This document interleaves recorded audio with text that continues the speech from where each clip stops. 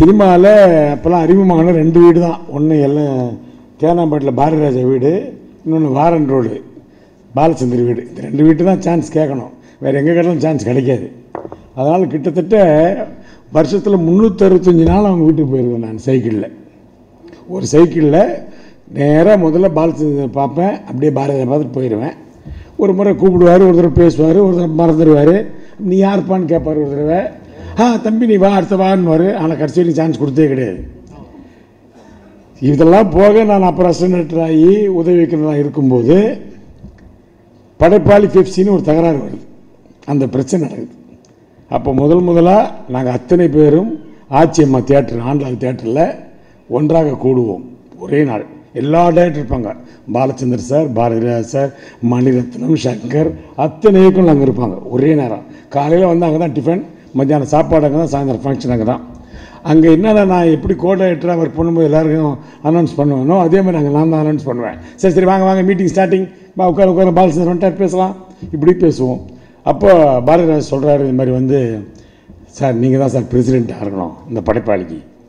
பாரதிராஜ் சொல்கிறாரு. ஒன்று பாரதிராஜ் அதெல்லாம் வேணாம், நீ பண்ணியா, நீ தான் நல்லா பண்ணிட்டுருக்கிய, நீ பண்ணியான்னு. உடனே நான் எழுந்து பாரதிராஜ் செக்ரட்டரி, அவர் வந்து பிரசிடெண்ட்டு, வேறு அடுத்து யாருப்பா, நீ என்னடா சொல்கிறது, நான் இல்லைடா சொல்கிறேன் அப்படின்றார். அந்த அளவுக்கு உரிமையாக பேசுகிற ஒரு உறவை எங்களுக்கு ஏற்படுத்தி கொடுத்த அந்த ஒரு நிகழ்ச்சி தான். நல்லா இல்லைனா அதுக்கப்புறம் ஒரு நாள் வந்து பாலச்சந்திர சார் கூப்பிட்டாரு. நீ பயங்கரமாக பேசுகிறடா, எல்லா பாயிண்ட்டும் நல்லா இந்த பிரச்சனைலாம் நல்லா பேசுவேன் நான். அப்போ பாலச்சந்திர ஒரு நாள் கூப்பிட்டாரு. சரி நீ வீட்டுக்கு வா. சரி வீட்டுக்கு வா, என்னது கூப்பிட்றது தெரியல, ஒன்றும் நடிக்க போகிறதில்ல, நல்லா தெரிஞ்சு போச்சு. என்ன வீட்டுக்கு போட்டோம். நேராக பின்னாடி ஒரு வீடு மாதிரி கெஸ்ட் ஹவுஸ் மாதிரி இருக்கார் வீட்டுக்கு பின்னாடி, அங்கே வா என்ன கூப்பிட்டாரு. நேராக போய் உட்கார் அப்படின்னாரு. நான் உட்காந்தேன். உட்காந்தோடனே யார் சீட்டில் உட்காந்துருக்கு தெரியுமா அப்படின்னாரு. டக்குன்னு ஐயா சார் உங்கள் சீட் தெரியாது, தெரியாமல் உட்காந்துட்டேன். ஆனந்த் சீட், அந்த சீட்டில் நீ உட்கார்ற அப்படின்னாரு. ஏன்னா எனக்கு டிஸ்கஷனுக்கு நீ தான் கரெக்டான ஆள் அப்படின்ற ஒரு பெருமை எனக்கு கிடைச்சது பாலச்சந்திர சார்கிட்ட தான். அப்புறம் ஒரு பேஜர் வாங்கி கொடுத்தாரு. அப்புறம் நாங்கள் நிறைய கதைகள்லாம் டிஸ்கஸ் பண்ணோம். அதில் ஒரு நல்ல ஒரு கதை டிஸ்கஸ் பண்ணோம். அந்த கதைக்கு பேர் வந்து தாலி கட்ட நேரம் எப்போ. படம் வரவே இல்லை, கவலைப்படாதீங்க. கார்த்திகை வச்சு ஹீரோவா, டைட்டில் தாலி கட்ட நேரம் எப்போன்னு டைட்டில் வச்சு ஃபுல் ஸ்கிரிப்ட் பண்ணோம். அதுக்குள்ளே அப்படியே காலங்கள் மாறி படைப்பாளி முடித்தார், பெப்சி தலைவரானார். நான் அப்படியே நடிகராகி ஒரு மாதிரி மாறி போச்சு. ஆனாலும் அப்பப்போ போய் ஒரு கதை சொல்லுவேன் நான். சார் இந்த படத்தில் நீங்கள் அப்பா கேரக்டர் பண்ணுங்கள், நான் ஒரு பையன் கேரக்டர் பண்ணுறேன், அப்படியாவது கேரக்டர் கிட்டுக்கிறது. இப்படி பண்ணி அப்புறமா அவர் என் மேலே வச்சிருந்த பாசம் ரொம்ப அதிகமான பாசம். முத்து படத்தில் நான் கோஆர்டினேட்டர், எல்லா விஷயத்துக்கும் அவர் அந்த அவங்க டாக்டரை வச்சு என்கிட்ட தான் பேச, ரமேஷ் கண்ணாட்ட பேசு, அவன் பேசுவான், ரவிக்குமார்கிட்ட அவன் பேசுவான், எல்லாத்தையும் நான் தான் கரெக்ட் பண்ணி போடுவேன். அதனால் ரொம்ப பிடிக்கும் அவருக்கு. அதே மாதிரி சாமி படத்தில் என்னை கூப்பிட்டாங்க. நான் சொன்னேன் சார் விவேக்கெல்லாம் நடிக்கிறாரு, நான் இப்போ தான் ஒரு காமெடி நான் வந்துட்டுருக்கிறேன், அது நல்லா நீ காமெடி மட்டும் பண்ணடா, நீ சென்டிமெண்ட் நல்லா பண்ணுவடா, இந்த படத்தில் நீ சென்டிமெண்ட்டும் பண்ணுற, அதனால தான் உன்னை அந்த கேரக்டர் செலக்ட் பண்ணிக்கிறேன் அவர் சொல்லி தான் சாமி படத்தை நடித்தேன் நான். அது மாதிரி நம்மளை கரெக்டாக ஜட்ஜ் பண்ணுவார். அந்த ஒரு மகானோட பழகின்ற, அதை நீங்கள் பழகினதெல்லாம் வேறு, பயந்து பழகினது, நான் வந்து சண்டை போட்டு பழகுவேன் அவர்கிட்ட. அந்த ஒரு பழக்கம் கிடச்சது ரொம்ப பெரிய பாக்கியமாக நினைக்கிறேன். இந்த தமிழ் சினிமாவின் வரலாறு இன்னும் ஒரு 1000 ஆண்டுகள், இன்றைக்கு ஃபிலிம் என்பதை விட்டுவிட்டு இன்றைக்கு டிஜிட்டல் தொழில்நுட்பத்திற்கு வந்துவிட்டோம். வேறு வேறு வேறு விதமான தொழில்நுட்பங்கள் வந்துவிடலாம். ஆனால் 1000 ஆண்டுகள் கழித்து தமிழ்நாட்டின் சினிமா வரலாற்றை புரட்டி பார்த்தால் அப்பொழுது கே. பாலச்சந்தர் அவருடைய பங்கு இருக்கும். இந்த சினிமா பல ஆயிரம் பேரை வரச் செய்திருக்கிறது, தூண்டி இருக்கிறது. சில பேரை தங்கி இருக்கிறார்கள், சில பேர் வரலாறு படைத்திருக்கிறார்கள். அந்த வரலாற்று நாயகன் திரு கேபி அவர்கள். கேபி அவர்கள் என்னுடைய வாழ்க்கையில் மிக மிக முக்கியமான ஒரு மாற்றத்தை கொண்டு வந்தவர் என்று தான் நான் சொல்ல முடியும். என்னுடைய முதல் படம் கல்யாண அகதிகள் என்பது அவரால் இயக்கப்பட்ட அந்த படத்தில் தான் எனக்கு அந்த வாய்ப்பு கிடைத்தது. அதற்காக சமீபத்தில் மறைந்து போன என்னுடைய நண்பர் ஆசிரியர் அருண்மொழி அவர்களுக்கு நன்றி சொல்கின்றேன். அவர்தான் என்னை திரு பாலச்சந்தர் அவர்களிடம் கொண்டு போனார். அப்பொழுது பாலச்சந்தரையா அவர்கள் இருமலர்கள் கனடாவில் பண்ணிட்டு இருந்தார். இருமலர்கள்னு ஒரு படம், அதுக்காக ஒரு டாக்டர் வேஷத்துக்கு கூப்பிட்டு போனாங்க. அது வழக்கமாக வருகின்ற ஒரு டாக்டர் ரோலை விட ஒரு வசனம் கூட, அவ்வளோதான். நான் போய் நின்னேன். பாலச்சந்திரன் சார் கிட்ட,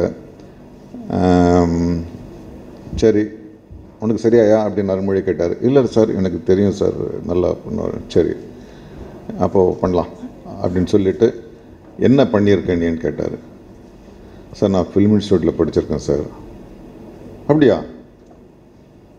ஃபிலிம் இன்ஸ்டியூட்டில் எந்த ஃபிலிம் இன்ஸ்டியூட்டில்னாரு. எனக்கு நடிப்பு சரியாக வரலன்றதுக்காக நான் 2 ஃபிலிம் இன்ஸ்டியூட்டில் படித்தேன். ஒன்று சேம்பரில் ஒரு இன்ஸ்டியூட் இருந்துச்சு, அங்கே தான் ரஜினிகாந்த் சார், சிரஞ்சீவி சார் எல்லாம் இருந்துச்சு, வந்தார். அதுக்கப்புறம் நான் வந்து தமிழ்நாடு அரசு கல்லூரியில் வர பண்ணேன். நான் 2 பள்ளிகளில் படிச்சிருக்கேன் சார்னு. அப்படியா? சரி வேணாம், நம்ம வேறு ஆளை பார்த்துப்போயா, நீ போயிட்டு வா, நான் உனக்கு வந்து வேறு பார்த்து நான் சொல்கிறேன் அப்படின்னாரு. நான் உடனே, ஏன்னா உனக்கு இந்த படத்தில் வாய்ப்பு இல்லைன்னு சொல்கிறதுக்கு என்ன ரொம்ப மரியாதையோடு என்ன சொல்லுவாங்க, அடுத்த படத்தில் பார்த்துக்கலான்னுவாங்க. அது மாதிரி ஒரு பதில் தான் போல் இருக்குது. அப்புறம் நானே நினச்சிக்கிட்டேன், இந்த டாக்டர் அளவுக்கு என்னுடைய உடம்பு இல்லையோ, ரொம்ப ஒல்லியாக இருக்கணும், அப்படி தான் உண்மையாகவே நினச்சேன். ஆனால் எனக்கு ஒரு 6 மாதங்கள் கழித்து அதே அலுவலகத்தினை அழைத்து அந்த படத்தில், கல்யாணாகதிகள் படத்தில் எனக்கு மிக முக்கியமான ஒரு கதாபாத்திரத்தை கொடுத்தார். அந்த படத்தில் எனக்கு ஏற்பட்ட ஒரு நிகழ்வு என்னுடைய தொழிலில் ஒரு ஆழமான ஒரு பழக்கத்தை கொண்டு வந்தது. இந்த 33 ஆண்டு காலத்தில் 500 படங்கள் இப்போதுதான் கடந்திருக்கின்றேன். ஒரு நாள் கூட, சாட்சியாக இவர்கள் எல்லாம் இருக்கிறீர்கள், நீங்கள் எல்லோரும் இருக்கிறீர்கள், ஒரு நாள் கூட நான் காலந்தாழ்ந்து வந்ததில்லை. இதெல்லாம் அவருக்கு தான் போய் சேரும். ஒரு நாள் என்னால் படப்பிடிப்பு தடைப்பட்டதில்லை, ஷூட்டிங் கேன்சல் செய்யப்பட்டதில்லை. அதற்கு காரணம் பாலச்சந்தர் ஐயா அவர்கள். ஒரு நாள் என்னுடைய ஷூட்டிங்கில் 3வது நாள் 4வது நாள் என்று நினைக்கின்றேன், கல்யாணாகதிகள் படத்தில். நான் அப்பொழுதெல்லாம் சென்னையில் எனக்கு வாசம் கிடையாது, செங்கல்பட்டில் இருந்து தான் வருவேன். செங்கல்பட்டுனா கூப்பிட மாட்டாங்களேன்னு சொல்லிட்டு ராயப்பேட்டில் ஒரு நண்பருடைய விலாசம் மட்டும் கொடுத்திருந்தேன். அன்று நான் வர வேண்டிய அந்த நிகழ்வு நடந்த அன்று நான் செங்கல்பட்டிலிருந்து வருவதற்கு அந்த ட்ரெயின் 1 மணி நேரம் காலதாமதமானது. மாம்பழத்தில் இறங்கி பஸ்ஸுக்கு வெயிட் பண்ணாலோ லேட் ஆகிடுமேன்னு சொல்லிட்டு அங்கேருந்து ஓடி வந்தேன். அப்போ என்னவன்னு தெரியல, அப்போல்லாம் வந்து சென்னை வந்து ரொம்ப சின்னதாக இருந்துச்சு. ரங்கநாத் சீட் அப்படியே போயிட்டு பனக பார்க் நடந்து போயிட்டா, ஜிஎன் செட்டி போயிட்டா, அப்படியே வந்து என்ன வரும், ஜெமினி பாலம் வரும், அங்கேருந்து அப்படியே போயிட்டா தேவி பரடைஸ், அப்புறம் அப்படியே திரும்பி வந்துடலாம். இன்றைக்கி தான் ஒரு இடத்துக்கு, அது ஏன்னு தெரியல, நம்ம சின்னதாகிட்டோமா இல்லை சென்னை பெருசாகிட்டாங்க. நான் ஓடி போய் நிற்கிறேன். ஆனால் பஸ், உண்மையாகவே பஸ்ஸில் போய் சேர்ந்தா கூட அந்த நேரத்துக்கு போய் சேர்ந்துருக்க முடியாது, அவ்வளோ ஃபாஸ்ட்டாக ஓடி போய் நிற்கிறேன். நேரத்தை தன்னை விட மிக அதிகமாக மதிக்கிறவர் திரு கேபி அவர்கள். நீங்க பல கோடி ரூபாய் கொடுங்க, ஒரு 1000 படம் கொடுங்க, நீங்க உலகத்திலேயே மிகச்சிறந்த இதெல்லாம் கொடுங்க, தன்னுடைய ஒரு வினாடியை மதிக்காவிட்டால் அவருக்கு அப்படி பயங்கர கோபம் வரும். நான் போய் மூச்சு வாங்க நின்னேன். தெரியும், சொல்லிவிடுவாங்க நாளைக்கு ஃபர்ஸ்ட் ஷாட் உனக்கு தான் அப்படின்வாங்க. மற்ற கம்பெனி மாதிரி சார் நாளைக்கு ஃபர்ஸ்ட் ஷாட் சொல்லிட்டு 11 மணி பண்ண வேண்டியது 6 மணிக்கு வர சொல்ல மாட்டாங்க. நாளைக்கு ஃபர்ஸ்ட் ஷாட் எனக்குன்னா எனக்கு தான் கவிதாலயாவில் ஃபர்ஸ்ட் ஷாட்டாக இருக்கும். நான் போனேன். என்னையா ஏன் லேட்டுன்னாரு. சாரி சார் ட்ரெயின் லேட் ஆகிடுச்சு. காரணம்லாம் சொல்லாத. இல்லை சார் ரியலி ட்ரெயின் லேட் ஆகிடுச்சு சார். Don't give excuses. நான் உன்னுடைய 1 மணி நேரம் லேட்னு நினச்சியா? இன்றைக்கி எத்தனை பேர் இருக்கான் செட்டில்? 27 பேர் இருக்கான். அன்றைக்கெல்லாம் ரஜினிகாந்த் படம்னாலே ஒரு செட்டில் வந்து 35 பேர் தான் இருப்போம். இன்றைக்கி 300 பேருன்றதெல்லாம் ஒரு சாதாரணமாக போயிடுச்சு. 27 பேர் தான். 27 × 1 மணி நேரம், 27 மணி நேரத்தை நீ வேஸ்ட் பண்ணியிருக்க. 27 மணி நேரத்துடைய செலவு என்ன தெரியுமா சினிமாவில்? அவனுக்கு டோன்ட் கிவ் எக்ஸ்கியூசஸ், போ அப்படின்னாரு. எனக்கு அந்த இதில் என்ன அழுகுதான் வரும், ஆனால் அழுகிக்கிட்ட நான் பண்ணேன். நீங்கள் சொன்னால் நம்ப மாட்டீங்க. எங்களுக்கு 5:55 ஒரு ட்ரெயின் இருக்குது, அதுக்கு முன்னால் 4:55 ஒரு ட்ரெயின் இருக்குது. நான் 4:55 வந்துட்டு முன்னாலே 1 மணி நேரம் வந்துட்டு மாம்பழம் ரயில்வே ஸ்டேஷனில் ஒரு பெஞ்சில் அப்படியே சாஞ்சி படுத்துட்டு அதுக்கப்புறமா வருவேன். இந்த வழக்கத்தை இன்று வரை நான் கடைபிடிக்க ஒரே காரணம் அவன் கற்றுக் கொடுத்த அந்த கணக்குத்தான். கேபி சார் நான் முத பார்த்தது 1974ஆம் ஆண்டு அவளோடு தொடர்கதை என்ற படம் ஆரம்பிக்கும் போது தான் சந்தித்தேன். மிக நல்ல மனிதர், நேர்மையானவர், எல்லா விஷயத்திலுமே ஒழுங்காக நடக்கக்கூடியவர், நேரம் தவறாமை அதை கடைபிடிப்பவர், சரியான நேரத்தில் தான் எதையும் ஆரம்பிப்பார். எங்கள் ஊர் பக்கத்தூர் தான், பட்டுக்கோட்டைக்கு பக்கத்தில் தான் முத்துப்பேட்டை, அங்கு தான் அவர் வேலை பார்த்தார். 1975ஆம் ஆண்டு ஜாஃபர் என்று ஒருவர், ஜெய்சங்கர் சார் தான் எனக்கு அறிமுகப்படுத்தி வச்சார். அவர் யாசின், உங்களுக்கெல்லாம் தெரிஞ்சிருக்கும், பெரிய ஃபைனான்சியர் யாசின். அவர்கிட்ட நான் போயிட்டு வரேன், படம் எடுக்க போகிறேன். படம் எடுப்பதற்கு போனால் 3 பேர்களை நம்பு. முதலில் நம்புகிறவர் தேவர் அவர்கள், சாண்டோ சின்னப்பா தேவர். 2வது பாலாஜியை நம்பு, கே பாலாஜியை. 3வது கே பாலச்சந்தர் அவர்களை நம்பு. யாசின் சொன்னது அதான் ரொம்ப ஆச்சரியமான விஷயம். 75வது வருடமே 75 லட்சம் கொண்டு வந்தார். அப்பெல்லாம் 5 லட்சம் 10 லட்சம் இருந்தாலே படம் எடுக்கலாம். நிறைய பணம் வச்சிருந்திருப்பார் கூட இருக்கு. அப்படிப்பட்ட யாசினால் பாராட்டப்பட்டவர் கேபி அவர்கள். நான் அவர்கிட்ட சொன்னேன், கேபி சார்ட்டே, யாசின் உங்களை அப்படி பாராட்டியிருக்காரு சார். அப்படியாயா அப்படின்பாரு. அதுக்கப்புறம் சினிமாவை பற்றி நிறைய நான் அவர்கிட்ட பேசியிருக்கேன். நான் தமிழ் திரையுலகத்தில் மிகவும் துணிந்து பேசிய ஒரு 3 டைரக்டர்கள் யாருன்னா Sridhar sir, Balachander sir, K S. Sethu Madhavan. என்ன பேசினாலும் அவர்கள் தவறாக எடுத்துக்கொள்ள மாட்டார்கள். அப்போ கேபி சார் சொன்ன ஒரு வார்த்தை தான் எனக்கு, யோ உன்ன மாதிரிலாம் நான் படிக்கலையா, ட்ரையல் அண்ட் எரர் மெத்தடில் தான் வந்தேன் நான், இன்னும் என்னை சினிமாவை பற்றி என்னென்னமோ சொல்கிறேன் அப்படின்பார். என்னை சினிமாவின் காமராஜர் என்று சொன்னார்.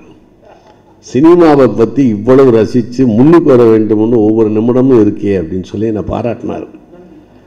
ஆனால் ஒரு மனிதன் வாழுகின்ற பொழுது ரசிகர்கள் கூட்டம் பார்த்துருக்கோம். அது சினிமா நடிகர்களுக்கு, இயக்குநர்களுக்கெல்லாம் எனக்கு தெரிஞ்சு யாருக்குமே இல்லை. என்னை முத நீங்கள் பார்க்கும்போது நான் சொன்னேன், என்ன ஏது மன்றமா எப்படி தொடங்க போறீங்கன்னு பாபுவும் பழனியும் வரும்பொழுது சொன்னேன். அவங்களாம் சொன்னாங்க, ரொம்ப ஆச்சரியமாக இருந்துச்சு எனக்கு. இந்த காலத்தில் பெத்த பிள்ளைகளே அப்பாவை மதிக்கிறானான்னு தெரியாது, வாழும் காலத்திலேயே மறைஞ்ச பிறகு நிச்சயமாக நினைக்க மாட்டான். அது ஜெமினி சார் என்று அடிக்கடி சொல்லுவார், ஜெமினி கணேசன் அவர்கள். இன்னும் ஒழுங்காக வாழ்ந்தே அப்படின்னா முதல்வர் தவசருக்கு போட்டாவது விடாங்க அப்படிம்பாரு. என்கிட்ட சொல்லுவார், மவுண்ட் ரோடில் சிலையை வைக்க போகிறாங்க, ரொம்ப ஒழுக்கமாக வாழ்ந்துட்டு போயா, 20 வரைக்கும் வாழ்ந்துட்டு போனியா. அப்போ தான் எனக்கு ஒரு டைலாக் ஞாபகம், ஸ்ரீதர் எழுதியிருக்காரு இந்த டைலாக், அதுதான் என்கிட்ட சொல்லியிருக்காரு, மவுண்ட் ரோடு சிலையை வைக்க போகிறாங்க அப்படின்னு. அதுபோல் இன்றைய ஃபாஸ்ட் வேர்ல்டில் யாரையும் நினைக்கிறதே இல்லை, நன்றியே கிடையாது. நன்றிங்கிற ஒரு வார்த்தைக்கு அர்த்தமே இல்லை. எம்ஜிஆர் ஜெனோவாவில் டைலாக் பேசுவார், இப்போ சொன்னீங்களே அது டைலாக். நன்றி என்பது நாய்களுக்கு தானே ஒழிய மனிதர்களுக்கு அல்ல அப்படிம்பார். நன்றி என்பது நாய்களுக்குத்தான், மனிதர்களுக்கு அல்ல அப்படிம்பார். அந்த டைலாக் எனக்கு ஞாபகம் வந்துச்சு. இவ்வளவு அருமையாக, அதாவது படம் எடுக்கும்போது சரி, அச்சமலை படம் எடுக்கும்போது சரிதாவுக்கு போய் 2 க்ளோஸ்அப் எடுக்கணும். அதுக்கு என்கிட்ட சொன்னார், யோ ஒரு 5 மினிட்ஸ் சரிதாவுக்கு க்ளோஸ்அப் எடுத்துகிட்டு வரையா, அது வரைக்கும் நீ படிச்சுக்கிட்டு இல்லைன்னா பாட்டு கேட்டுக்கிட்டு அப்படிம்பார். நான் பழைய ஹிந்தி பாட்டெலாம் வச்சு கேட்டுக்கிட்டு இருப்பேன், இல்லைன்னா புத்தகம் படிப்பேன். என்ன ஒரு நாகரிகம், பண்பாடு, அதெல்லாம் இனிமேல் பார்க்க முடியாது. மிக அருமையாக, அதாவது வெள்ளம் வந்துருச்சு, நாங்கள் குற்றாலத்தில் மழை பெஞ்சிருச்சு, ஷூட்டிங்கே நின்று போச்சு. அப்போ என்ன செஞ்சார், போய் வெள்ளத்தை பூரா ஷூட் பண்ணிட்டு வந்துட்டார். கிளைமேக்ஸே மாற்றிட்டார். அது என்ன கிளைமேக்ஸ் வச்சுருந்தாருன்னு தெரியாது. ஆனால் ஹாலிவுட்லாம் பார்த்துருந்தாங்கன்னா மிரண்டு இருப்பாங்க, ஏன்னா இவ்வளோ தண்ணியெல்லாம் அவுட் எடுத்துருக்குறாங்கன்னு. ரகுநாத ரெட்டி அவர்கள் எல்லாம், நான் கூட மலையில் ஏறும்போது கொஞ்சம் கஷ்டப்படுவேன் மவுண்டனில், அந்த குற்றாலத்தில். கேபி விறுவிறுன்னு என்னை விட ஒரு எப்படியும் ஒரு 20 வயசு மூத்தவர், விட்டு விட்டு விட்டு விட்டுன்னு ஏறி போவார். என்ன அருமையான ஒரு மனிதர். என்கிட்ட வந்து கேட்டாங்க, நீங்கள் தான் தலைவன், என்னங்க இது, என்னை எதுக்குமே கூப்பிடுறதில்ல யாருமே, அது வேறு விஷயம். அவார்டும் கொடுக்க மாட்டாங்க. பெரிய ஆள், பெரிய நட்டிப்பு எல்லாம் தெரிஞ்சிருக்கேன், ஒரு விருது கூட வாங்கினதில்லை நான். அதான் உள்ள பெரிய துரதிருஷ்டம் எனக்கு என்னன்னா, எம்ஜிஆர் எழுதியே வச்சிருந்தார் சிறை படம் பார்த்துட்டு. அச்சமலையில் என் மேலே கோபம் இருக்கு, ஏன்னா அரசியல்வாதிகளை நக்கல் பண்ணிவிட்டோம்னு சொல்லி பாலச்சந்தர் சார் மேலே என் மேலே ரொம்ப கோபம். ஆனால் சிறை படத்தில், அந்த படத்தில் நான் நடித்ததுக்கு சிறந்த விருது தமிழக அரசு விருது எழுதி வச்சுருந்தார். அப்புறம் அவர் சோகம்லாம் போயிட்டார், ஒன்றும் செய்ய முடியல. நானும் அதை எதிர்பார்த்துட்டேன், கலைஞர்கிட்டையும் சொன்னேன், இந்த 3 வருஷம் இடையில கேப் இருக்குது, அதை கொஞ்சம் நடத்திடுங்க. ஜெயலலிதா மாட்டேன்னு சொல்லி பார்த்தேன், மறந்துட்டாங்களா என்னன்னு தெரியல. அந்த 3 வருஷம் அப்படியே இருக்குது. இப்பயும் சரித்திரத்தை எடுத்து பாருங்கள், 84, 85, 85, 86, 86, 87, 3 வருஷம் கொடுக்கவே இல்லை தமிழக அரசு விருது. அதில் எனக்கு ஒரு விருது இருக்குது. இப்படி எதுவுமே கூப்பிடாது கேட்பாரட்டு நான் கிடக்கும் பொழுது, அதுவும் கேபி அவர்களுக்கும் ரசிகர் மன்ற தலைவராக இருக்குன்னா நான் வர்றேன் அப்படின்ட்டேன். ஏன்னா நான் எம்ஜிஆர் சிவாஜி படம் 2 படத்துக்குமே ஓடி பார்த்துக்கிட்டு இருப்பேன், 2 படத்துக்கும் காசுலாம் கொடுப்பேன். இந்த 2 படத்துக்கும் வந்து நான் ரசிகர் மன்றத்துக்கு நான் 2லையுமே இருப்பேன். அதான் ஆச்சரியம். நான் அந்த தனியாக யாரையுமே தனியாக நேசிக்க மாட்டேன், எல்லாரையுமே நேசிப்பேன். ஆனால் கேபி அவர்களுக்கு மறைந்து ஒரு 5 ஆண்டுகளுக்கு பிறகு பழனி அவர்களும் பாபு அவர்களும் இது எப்படி நடத்துவீங்கன்னு நீங்கள் எவ்வளோ கேட்டிருக்கேன். ஒரு சிலை வைக்கிறதுக்கு எவ்வளோ அலைஞ்சிருக்காங்கங்கிறீங்க. உண்மையிலேயே சொல்கிறேன், கேபி எந்த அளவுக்கு அவரை நேசித்திருந்தால், எந்த அளவுக்கு அவர்கள் உயிருக்கூறாக நேசித்திருந்தால் அவர்கள் இவ்வளோ பாடுபடுவாங்க. எனக்கெல்லாம் நிறையா பணம் கொடுத்தா கூட இதெல்லாம் நான் செய்ய மாட்டேன். உண்மையிலேயே சொல்கிறேன், பொய் சொல்லலை, நான் போய் செய்ய மாட்டேன். ரகுராம ரெட்டியெல்லாம் எதுக்கு வர தேவையில்லை. எங்கள் ஊரில் சொல்லுவாங்க, வாழ்ந்தானுக்கு மாரடிப்பாங்களோ, நீ செத்தவனுக்கு மாரடிக்க மாட்டாங்கன்னு. வாழ்ந்துக்கிட்டு இருக்காங்கல்ல அவங்களுக்கு போவாங்க இந்திரன் சந்திரம்பாங்க. ஆள் மறைஞ்சிட்டா போதும், அன்னைக்கே பெசன் நகர் கூட வரமாட்டாங்க, அதை வீட்டோட போயிடுவாங்க. நான் கேபி அவர்களுக்கெல்லாம் பெசன் நகர் வரைக்கும் போய் கடைசி வரைக்கும் இருந்து கொண்டு வந்தேன். காரணம் என்னன்னா, நான் படத்தில் நடித்து கொண்டிருக்கும் பொழுது என்னை அச்சமலையில் போட்டு என்னுடைய சம்பளத்தை உயர்த்தியவர் கேபி அவர்கள். அது ஒயிட் கேரக்டரும் இல்லை, பிளாக் கேரக்டரும் இல்லை, கிரே கேரக்டரியா அப்படின்னாரு. என்ன உனக்கு இஷ்டம் இருந்தால் செய்ய, இல்லைனோ வேணும் அப்படின்னு பல்ல கடிச்சிக்கிட்டு தான் பேசுவார். அப்போ அவ்வளோ அருமையான, அவங்க வீட்டில் நல்லா காஃபி கொடுப்பாங்க, ஒய்ஃப் நல்லா காஃபி போடுவாங்க. அது மாதிரி ஒரு காஃபி சாப்பிட முடியாது, அந்த தஞ்சாவூர் கும்பகோணம் டிகிரி காஃபி மாதிரி. மிக சிறந்த மனிதர். என்னை மட்டும் சிவாஜி என்னை மாதிரி பண்ணி காமிக்கான்னாரு. நான் பண்ண மாட்டேன் சார் அப்படின்ட்டு. அந்த சார்லி கேப்பாப்பில் சிகரெட்டை குடிச்சுக்கிட்டு வேலை படி அப்படின்னு. இந்த பீடி பற்ற வைக்க, சிகரெட் குடிக்கிற பழக்கம் இல்லை, அதனால் யோ பீடி பற்ற வையா, நான் பற்ற வைக்க தரல, யோ இன்னையா சிகரெட் கூட குடிக்க மாட்டியா அப்படின்னு சொல்லிட்டு பீடியை பற்ற வச்சு காமிச்சாரு பாருங்க. ஆடாடா, அப்படியே இந்த டூரிங் டாக்ஸில் எப்படி பீடி பற்ற வைப்பாங்களோ அப்படி பற்ற வச்சு காமிச்சார். உடனே நான் பார்த்துட்டு அப்படியே, எனக்கு இந்த ஃபிகருங்கிற ஒரு நாலேஜ் உண்டு, ஃபோட்டோகிராஃபிக் மெமரியும்பாங்க. உன்னை பார்த்தவொன்னு அப்படி இமிடேட் பண்ணுறது, குரலையும் இமிடேட் பண்ணிடுவேன், நடையுடைய பாவனையும் இமிடேட் பண்ணுவேன். அதை பார்த்தவொன்னு இப்படி வச்சு இப்படி பற்ற வச்சேன். ஆனால் ஃபஸ்ட்டு ரஷ் பாதர் சொன்னார், அந்த பீடி அப்படி இழுத்துட்டு சொல்லு அப்படின்னு சார்லிக்கிட்ட, யோ அந்த ஒரு ஷாட் அப்படி வச்சேன் அப்படின்னாரு. அந்த மாதிரி ஒரு பாராட்டக்கூடிய தன்மை வளர்ந்த பிறகு அவர்களை கூப்பிட்டு நேசித்து என்கரேஜ் பண்ணக்கூடிய தன்மையெல்லாம் உண்டு. அதில் இந்த சிந்து பேரவிலாம் நினச்சி பார்க்க முடியாது. அந்த மாதிரியான ஒரு ஒப்பற்ற ஒரு இயக்குனரை இந்த இவர்களெல்லாம் நாங்கள்லாம் சேர்ந்து நான் வந்ததுனால நானும் வந்துடுறேன் அப்படின்னு சொன்னேன்னா, நான் நிறைய விஷயங்களுக்கு போக முடியல. அந்த ஒரு சிலை வைக்கிறதுக்கு இவ்வளவு கஷ்டமா, இவ்வளவு அரசாங்க இதெல்லாம் இருக்கான்னா வைக்கக்கூடாதுங்கிறது முடிவே போல இருக்குது. ஏன்னா எல்லாரும் வைக்க ஆரம்பிச்சிருவாங்கன்ட்டு. எவ்வளவுங்க, எத்தனை கையெழுத்து, எத்தனை பேருடையது. ஆனால் இதுக்கெல்லாம் ஒத்துக்கொண்டு எல்லாரும் போட்டு அவர் மேலே உள்ள மரியாதையினால் செய்தார். ஒரு மனிதன் எவ்வளவு நாள் வாழ்னாங்கிறது பெருசு இல்லை, மறைந்த பிறகும் எத்தனை நாள் பேசப்படுகிறான் என்பதுதான் முக்கியம். அதில் இயக்குநர்கள்லாம் சினிமா உலகம் வந்து காமராஜர் அரசு காமராஜருடைய அரசை கொண்டு வருகிறோம், நேருவுடைய அரசை கொண்டு வர்றோம், தந்தை அண்ணாவுடைய அரசை கொண்டு வர்றோமாங்க. யாருமே ஸ்ரீதருடைய டைரக்ஷனை கொண்டு வர்றேன், சிவாஜி கணேசன் வாழ்க்கை இதை கொண்டு வர்றேன் அப்படின்னு யாரும் சொல்ல மாட்டாங்க. சினிமா என்பது என்றைக்கு முடிந்ததோ அன்றைக்கி மார்க்கெட்டுன்னு அதுக்கு தான் பேர். காய்கறியெல்லாம் பிடிக்கணும்னா அடுத்த நாள் ஃப்ரெஷ்ஷாக வேறு காய்கறி வரும். பழைய காய்கறிகள்லாம் அழுகி போன மாதிரி நம்மெல்லாம் ஃப்ரெஷ்ஷாக வந்திருக்கு, இப்போ தான் ட்ரெயின்லேருந்து இறங்கின்னு சொல்லி தண்ணியினே தெளித்து வியாபாரம். அதுக்கு பேர் தான் மார்க்கெட்டுன்னு பேர். அதுதான் எனக்கு சொன்னார் லண்டனில். ஒரு மார்க்கெட்னா என்ன தெரியுமா? ஐயா தெரியாது சார். இந்த மார்க்கெட்டை நியூன்னு பேரியா. பழைய நடிகர்களாக இருந்தாலும் புதிய கதாபாத்திரத்தில் நடிக்க வேண்டும், இல்லை என்றால் புதிதாக இருக்க வேண்டும். என்னை கண்ணு பார்த்து பார்த்து போரடிச்சு போகும். எனவே அப்படிப்பட்ட ஒரு சினிமா துறையில், மறந்து போகிற ஒரு சினிமா துறையில், ஏதோ ஒரு சார்லி சாப்ளின், புரூஸ்லி இந்த மாதிரி யாரையாவது சில பேர் தான் காலமெல்லாம் நினச்சிட்டு இருப்பாங்க. அப்படி இருக்கும் பொழுது இவரை விட பெரிய சாதனைகள் படைந்த இயக்குநர்களாக எத்தனையோ பேர் இருந்தால் மக்கள் மறந்து விட்டார்கள்.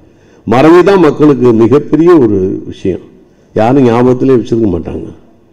எனவே அப்படிப்பட்ட ஒரு ஒப்பற்ற ஒரு இயக்குனர் கேபி அவர்கள்.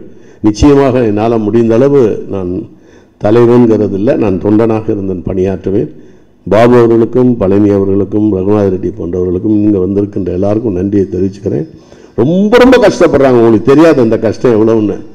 எப்படியாவது கேபி அவர்களுக்கு சிலை வைத்து விட வேண்டும் என்று நிச்சயமாக நான் என் ஆயுஸ் வரைக்கும் நான் இருப்பேன், தொடர்ந்து பாடுபடுவேன் என்று கேட்டுக்கொண்டு நான் முடித்துக் கொள்கிறேன். நன்றி, வணக்கம். கேபி சார் லைஃப்பில் நீங்கள் தவிர்க்கவே முடியாதவங்க 3 பேர்.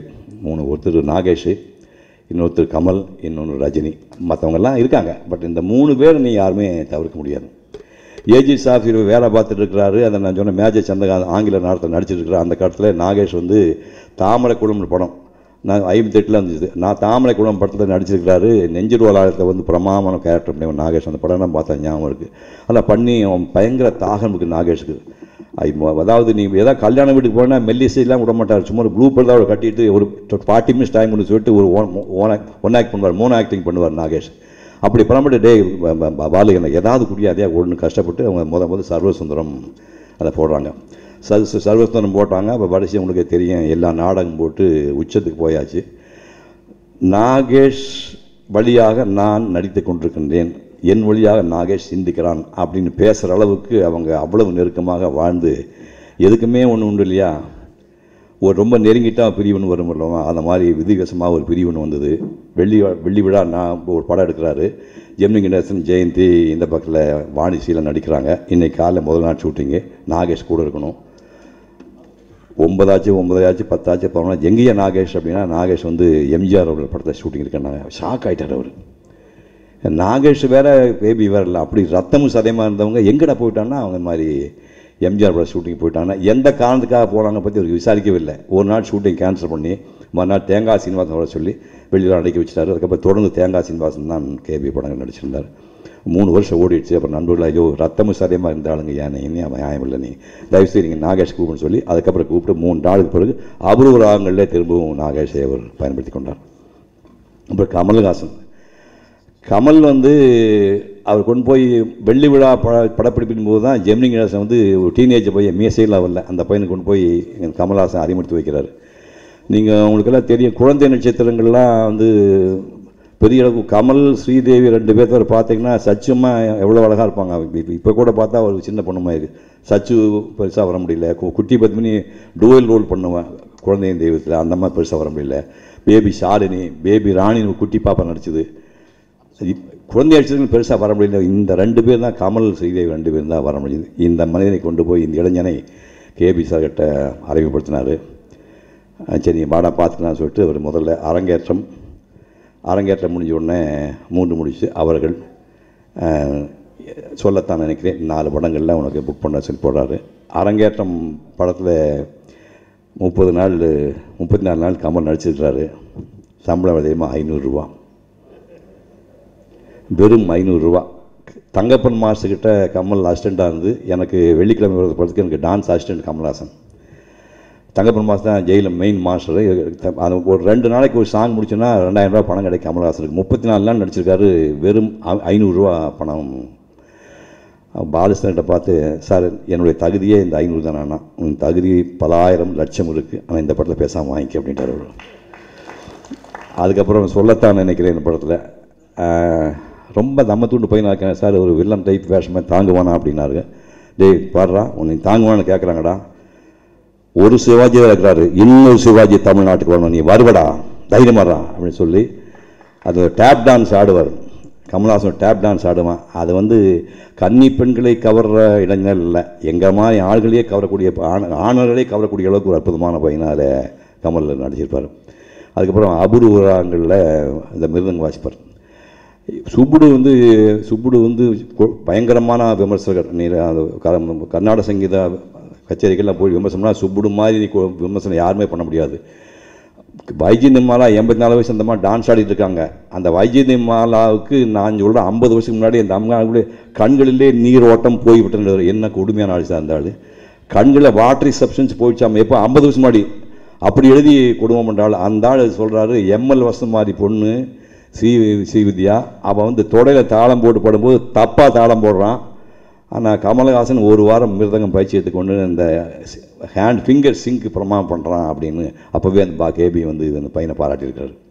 அதுக்கப்புறம் வந்து மரோ சித்ரா பண்ணுறாங்க. மரோ சித்ரா படம் பண்ணும்போது எல்லா ஊர்லேயும் மொழி, திருநெல்வேலிக்குன்னு தனி மொழி இருக்குது, கோயம்புத்தூருக்கு தனி மொழி இருக்குது, தஞ்சாவூர்காரங்க தனி மொழி இருக்குது, மெட்ராஸுக்கு ஒரு பாஷை இருக்குது. இந்த 4மே தமிழ் தான். 4க்கும் வித்தியாசம் இல்லை, உச்சரிப்பு வித்தியாசம். அது மாதிரி ஆந்திராவில் 4 வித்தியாசமான மாவட்டங்களில் எப்படிலாம் தெலுங்கு பேசுவாங்களோ அதை பூரா தயார் பண்ணி மனப்பாடம் பண்ண சொல்லி 300 அடி ஒரே ஷாட்டில் கமல் நடித்து கட்டிருக்காரு.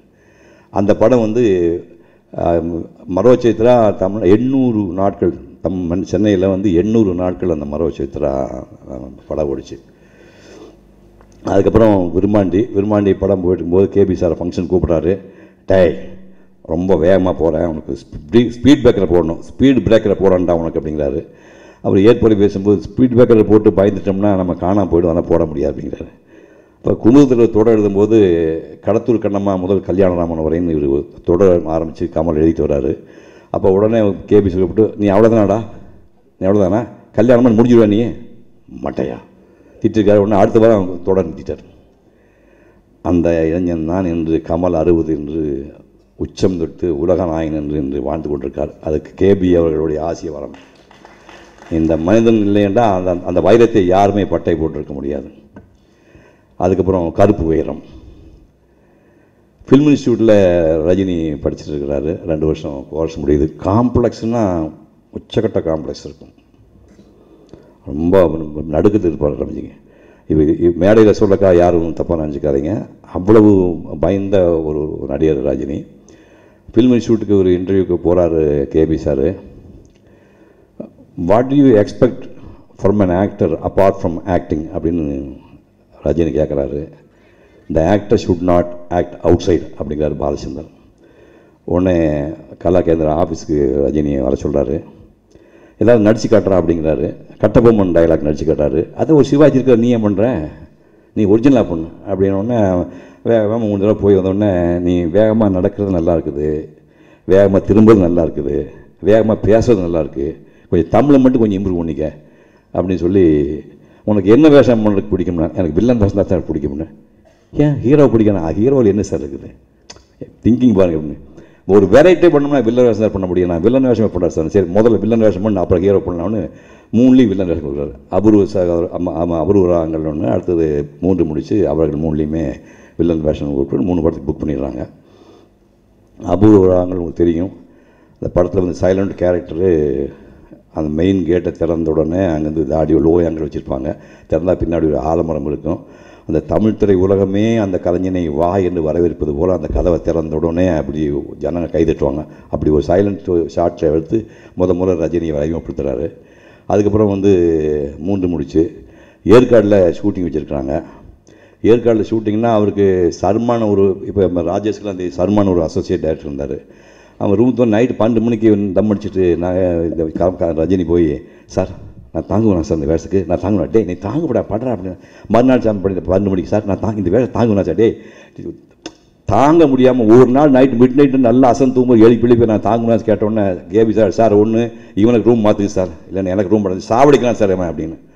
இப்போ திடீர்னு பார்த்தா வித்தியாசமாக சிகரெட் பிடிக்கிறாங்க அப்படின்ட்டு 2 வாட்ச் பண்ணிட்டு சர்மோனர் சார் இவன் டிஃப்ரெண்ட்டாக சிகரெட் பிடிக்கிறான் சார் அப்படின்னா டேய் பிடிச்சி காட்டுறா அப்படின்னா சார் சிகரெட் இல்லைண்ணா போய் சொல்லாத இத்தனை வெரைட்டியாக நீ தம் அடிக்கிறேன் சிகரெட் கதை அப்படின்னு பாக்கெட்டில் கேபி சார் ரஜினி பாக்கெட்டில் விட்டால் சிகரெட் இருக்குது புட்டா டே புட்டான்னு சொல்லிட்டு பிடிக்க சொல்லி அந்த அப்படி தூக்கி வீசி அந்த வாயில் சிகரெட் பிடிக்கிற விஷயம் குச்சி உடைக்கிற விஷயம் பார்த்து வெரைட்டியாக பண்ணோன்னு நம்ப மாட்டாங்க. ஒரு 10-12 ஆங்கிளில் டிஃப்ரெண்ட்டாக எப்படிலாம் போட்டுச்சு படம் பூரா சேர்த்துக்காரு அந்த படத்தில்.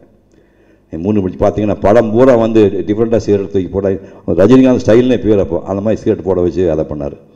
அடுத்தது அவர்கள் வந்து கொடூரமான எல்லாம் கேட்டவங்க தெரியும் இல்லையா, படத்தில் வந்து தாங்க முடியும் கொடுமை தாங்க முடியாமல் சுஜாதா வந்து தாலியை கட்டி உண்டியில் போட்டு போவாங்க அந்த படத்தில். என்ன ஷாக்கு தாங்க முடியல, அப்படி ஒரு படம் எடுத்தார். இவன் கொடுமையை தாங்கிற ஒரு ஷாட் வச்சுருப்பாரு. அந்த குழந்தைய எடுத்து தன் குழந்தைய குரூரமாக வந்து இருணையம் கேரக்டர் மாதிரி அந்த குழந்தைய எடுத்து கொஞ்சிட்டு இருக்கும்போது திடீர்னு ஒன்று கடிச்சிடும். அதை சஜஸ்டிவ் காட்டுவாங்க. இப்படி சிரிச்சிட்டே வந்து அப்படி திரும்பணும், அதான் ஒன்று கடிச்சிட்டாமா.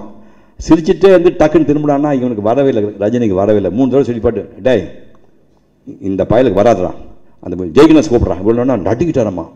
ஐயோ அடுத்த ஷாட் நீ ஒழுங்காக பண்ணலாம் ஜெய்கணேஷ் வந்துடுவான் அப்படி மிரட்டி அந்த ஷாட் எடுத்தார். அப்படி இல்லாமல் எடுத்தவர் அதுக்கப்புறம் சொல்கிறாரு, கருப்பாக இருக்க வருத்தப்படாத, கருப்பு வைரம். தமிழ்நாட்டு மக்கள் இந்த கூட்டம் இந்த பின்னாடி அலைய போகிறாங்க, தமிழ்நாட்டை கலக்க போகிறான்னு சொல்லிட்டு கற்பனை பண்ணி பாருங்க. 3 முடிச்சு படம் இருக்கும்போது தமிழ்நாட்டை கலக்க போகிற கருப்பு வைரம் என்று அந்த மாதிரி அப்பவே தீர்க்க தரிசனமாக சொல்லியிருக்கிறாங்க. பரபரப்பான சினிமா செய்திகள், நட்சத்திரங்களின் பேட்டிகள், சினிமா வரலாறு ஆகியவற்றை பார்க்கவும் படிக்கவும் உங்களுக்கான இணையதளம் touringtalkies.co.